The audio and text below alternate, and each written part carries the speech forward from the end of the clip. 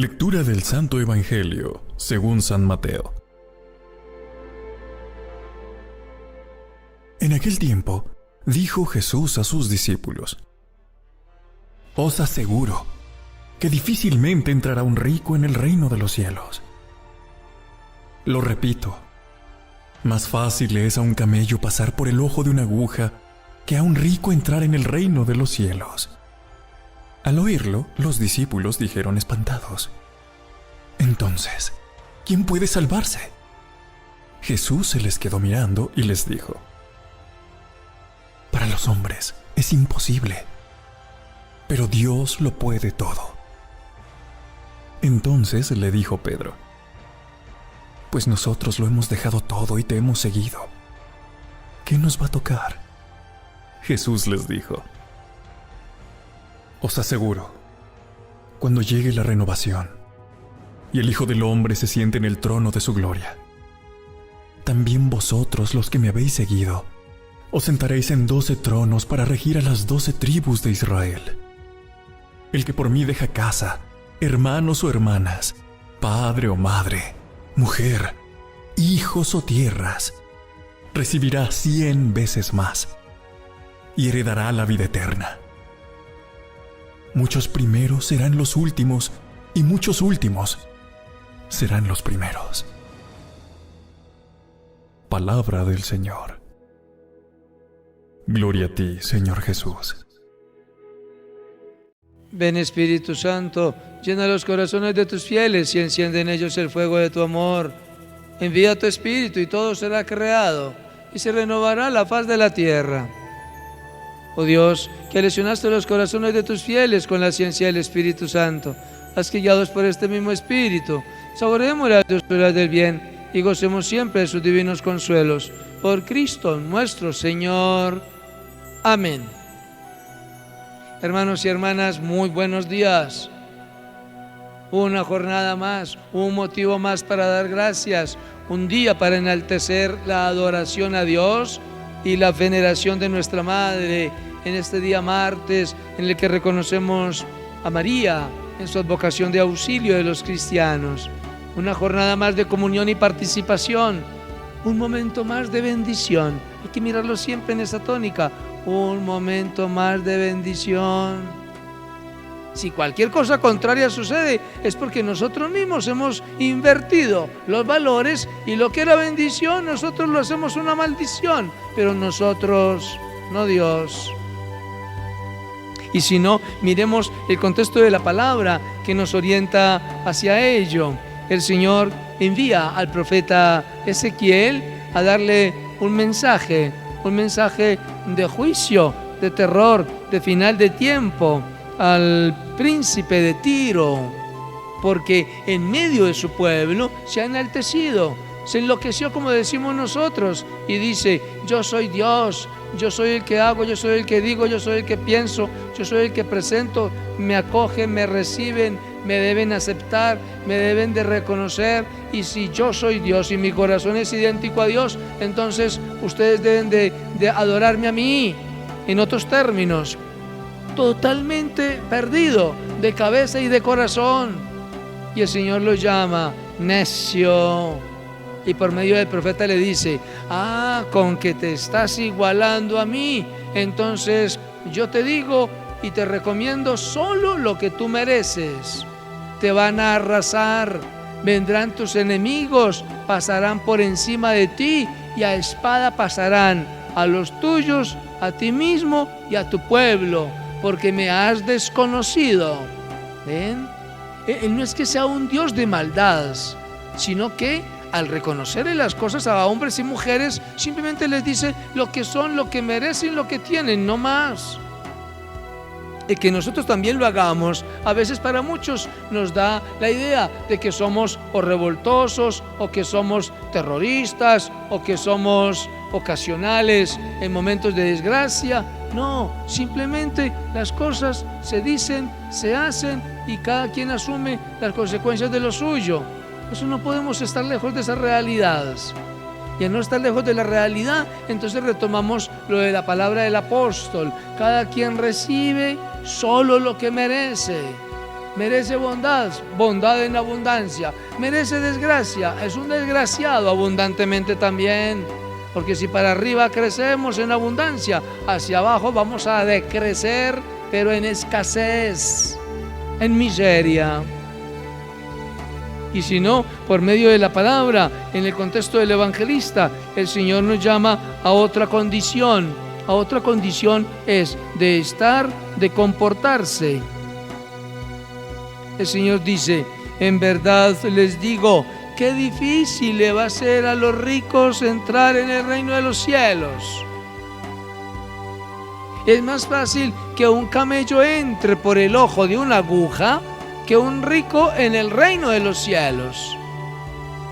Los discípulos, quizás sin entender todavía la expresión, entonces dicen: uy, Señor, y entonces, ¿quién puede salvarse?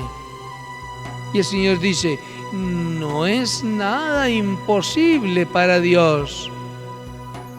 Lo que se hace imposible son las actitudes y los comportamientos de los hombres y las mujeres. Ellos son los que hacen todo imposible. Cuando el Señor dice: es más fácil que un camello entre por el ojo de una aguja, ustedes no sé si se alcanzarán a imaginar qué significa eso. Y ustedes se imaginarán ese animal grande de 4 patas y esas jorobas en la espalda para meterlos por el ojito de una aguja. No. Eso tiene, en el término bíblico, semántico, vivencial, tiene 2 expresiones de explicarlo. Se llamaban camello a un lazo de este grosor. Y la aguja, la de siempre, una aguja capotera, que es la que más orificio grande tiene. Entonces dice el Señor: es más fácil que este grosor del lazo lo entren por este ojito de la aguja. ¿Ve? Es más fácil que de pronto entrar al reino de los cielos un rico. Atención, el problema no es que sea rico, porque yo conozco gente con muchas riquezas y creen en Dios. Es porque el rico se harta de su riqueza, vive de su riqueza y cree tener en su riqueza la esperanza. Lo mismo que el Señor le hacía el reclamo por medio del profeta Ezequiel al intendente de Tiro. ¿Recuérdanlo? Y también le dio su juicio. Y la segunda presentación en el mensaje de lo que significa camello y aguja es el camello de verdad, ¿no? Ese animal grande de 4 patas y las jorobas. Pero llamaban a aguja a una puerta pequeña, por ahí de 60, 70 centímetros de altura, ¿ve? 80 si quieren, y estrechita normal 1 metro. ¿Por qué se llamaba aguja? Porque por esa puerta pequeña que generalmente iba a los sótanos, era que los pastores metían el rebaño de sus ovejas de noche en tiempo de invierno, porque debajo de la casa en el sótano hacía más calorcito. ¿Recuerdan cuando fue a nacer el Hijo de Dios? Nunca nació arriba, porque arriba vivían los que estaban bien, nació abajo.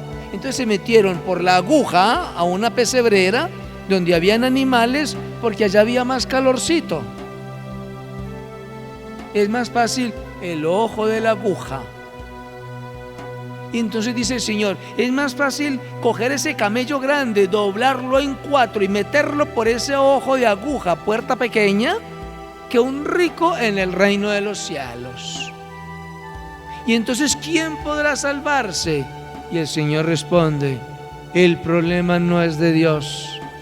El problema es de los hombres que, como buscan asegurarse a sí mismos, entonces se perderán. Y los que son fieles, y si ustedes son fieles y atienden la palabra, atienden el mensaje, reciben el mensaje, vienen y asumen su comportamiento, dice el Señor: cuando el Hijo venga en toda su plenitud de su poder y su gloria, ustedes también se sentarán con Él en 12 tronos para juzgar a las tribus de Israel. Les anticipó la parte de gobierno que ellos tendrían con Jesús, porque esa era la heredad de su trono, la heredad de su gloria. Así, muchos últimos serán primeros y muchos primeros serán últimos. Los que se glorían primero se quedarán de últimos, y a los que abandonaron y despreciaron van a pasar de primeros. Eso es en el ardor de lo divino, la ley conmutativa, la igualdad para darle a cada quien lo que se merece, la ley retributiva, la ley de la multiplicación. Al que tiene se le dará, y al que cree que tiene porque le estorba para Dios, se lo quitarán. Es una sentencia, no es si nos parece. De manera pues que ánimo con ese propósito, ánimo con esa disposición, ánimo con esos compromisos. No son compromisos de hombres para hombres, son compromisos de hombres y mujeres para Dios, en la experiencia y la vivencia de los hombres, quienes reciben los beneficios. Manos a la obra, segundo día de actividades nuestras en la semana. Buen provecho, buen trabajo, buen estudio, buena vida, buena alimentación, buenos compromisos, buenas acciones. Recuerdos en casa para todos. Bendiciones. In nomine Patris, et Filio, et Spiritus Sancto.